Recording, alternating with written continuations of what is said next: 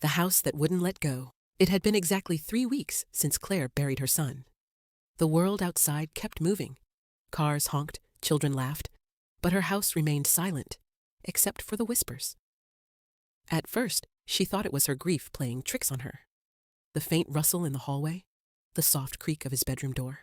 But last night, at 3:17 a.m., she heard a knock on her door. Not the front door, the closet door in her bedroom. 3 slow knocks. She froze in bed, pulse pounding, when she whispered, "Ethan?" The air grew heavy, thick, like it didn't want her to breathe. Today, she found something on her nightstand. Ethan's blue toy car. She buried it with him. Claire couldn't sleep. Every night, the knocks returned. Always at 3:17, always from the closet. But now there were whispers too, muffled and frantic, as if someone was pleading from behind the wall. She pressed her ear against the plaster and swore she heard her son say, "It's dark in here, Mommy." Her stomach churned. She told herself it was impossible. She had seen his lifeless body. She had kissed his cold cheek before the casket closed. The next day, she tore open the closet wall with a hammer. There was nothing inside. No hidden space, no wires, no speakers. Just bare beams and a small, dusty handprint smeared in blue paint. Desperate for answers, Claire searched old photo albums, hoping for comfort. She found a picture of Ethan taken on his 3rd birthday. But in the corner, reflected in the mirror, was something that made her skin crawl. Her own figure standing behind him, wearing the same clothes she had on, now. That night, she dreamed of drowning. She woke to the sound of rushing water. The bathroom sink was running, the mirror fogged over. Written in the condensation, "Tell them the truth."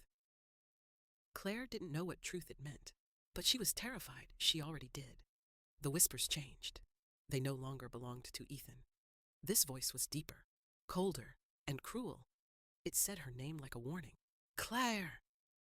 Her friend Anna begged her to stay at her place, fearing for her mental state. But when Claire tried to leave, the front door slammed so hard the glass shattered. The lights flickered, and every picture of Ethan in the house fell face down at once. The voice returned that night. "You can't leave. Not after what you did." In the middle of the night, Claire woke to the sound of scratching beneath her bed. She pulled the mattress aside, revealing loose floorboards. Her hands trembled as she pried them open. Inside was Ethan's missing blanket, stained dark and smelling faintly of earth. But there was something else. Her old journal from years ago, open to a page she didn't remember writing. In it, she confessed to something unthinkable, something about the night Ethan died. The ink looked fresh. Claire realized the haunting wasn't just grief or guilt, it was punishment. The walls groaned like a living thing, the shadows reaching for her.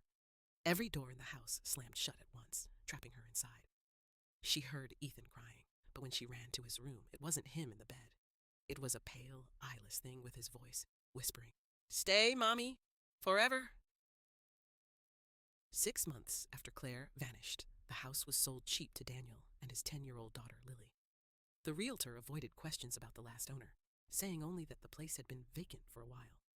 The first night, Lily came downstairs, pale as paper.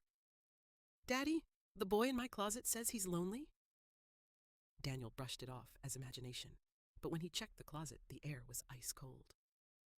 The next morning, Lily had a blue toy car in her hand. She swore she found it under her pillow. Daniel began hearing knocking in the middle of the night. 3 slow knocks, always at 3:17. He ignored it until one night the knocks were followed by a woman's voice. "Don't let them take her." He opened Lily's door and froze. A woman stood over her bed, hair matted, eyes hollow, whispering urgently into Lily's ear.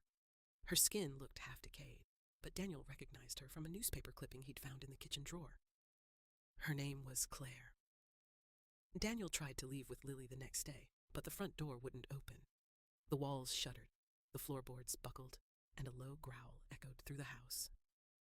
Lily screamed from upstairs. When Daniel reached her room, she was gone. Closet door wide open, blue light spilling out like water. In the glow, he saw them both. Ethan holding Lily's hand, and Claire standing behind them, her mouth moving silently, pleading with Daniel to leave before the house chose him too. The closet slammed shut. The blue light faded. The house was silent again,